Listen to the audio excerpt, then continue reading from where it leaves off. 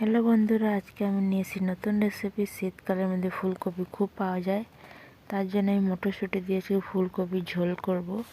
খেতে খুব দারুণ লাগে বন্ধুরা। প্রথমে আমি ফুলকপিগুলো ভালো করে কেটে নিয়েছি। এবার আমি গরম জলে ফুটিয়ে নেব লবণ হলুদ দিয়ে। লবণ হলুদ দিয়ে ফুটলে কী হয়, কি পোকাগুলো যদি থাকে তাহলে এগুলো সব মরে যায়, বেরিয়ে যায়। তার জন্য আমি লবণ হলুদ দিয়ে ভালো করে ফুটিয়ে নেব একবার। এটা খুব ভালো করে ফুটানো হয়ে গেছে, দেখুন বন্ধুরা। এবার আমি বের করে নিয়েছি। এবার কড়াইয়ের মধ্যে দিয়ে দেবো সরষের তেল। সরষের তেল গরম হয়ে যাওয়ার পর এর মধ্যে দিয়ে দেবো সেদ্ধ করা ফুলকপিটা।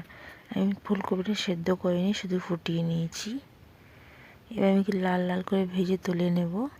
আর হালকা করে লাল ভাজবো, পুরো লাল ভাজবো না। দেখুন খুব সুন্দর করে লাল লাল করে ভাজা হয়ে গেছে। এবার আমি ফুলকপিটা বন্ধুরা বের করে নেব একটা বাসনে। খুব সুন্দর করে ভাজা হয়েছে, কালারগুলো দারুণ হয়েছে। আর সেই তেলে আমি দিয়ে দেবো একটা পেঁয়াজ কুচি আর একটা কাঁচা লঙ্কা। কাঁচা লঙ্কা আমি কুচি করিনি, মাঝখান দিয়ে ভেঙে দিচ্ছি, শুধু টেস্টটা থাকবে কাঁচা লঙ্কাটা দিলে। আর এর মধ্যে দিয়ে দেবো আলু, কেটে রাখা আলুগুলো আমি দিচ্ছি। এরকম নতুন আলু বন্ধুরা, শীতকালে খুব সহজে নতুন আলু পাওয়া যায় বাজারে।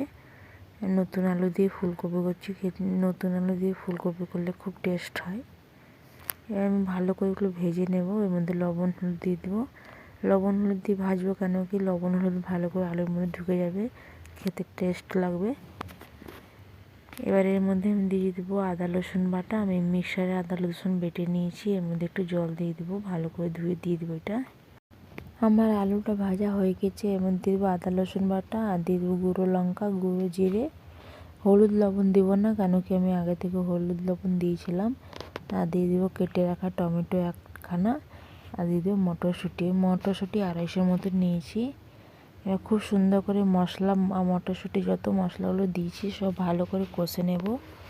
একে আমি একটু ঢাকা দিয়ে দেবো। ঢাকা দিলে কি আলুগুলো সেদ্ধ হয়ে যাবে আর টমেটোগুলো খুব সুন্দর করে গলে যাবে, কাঁচা গন্ধ বেরিয়ে যাবে টমেটোর। এবং খুব সুন্দর করে মশলাটা কষা হয়ে গেছে। দেখুন দেখতে দারুণ হয়েছে বন্ধুরা। আপনারা অবশ্যই এরকম করে খাবেন, খেয়ে কমেন্ট করবেন কীরকম হয়েছে।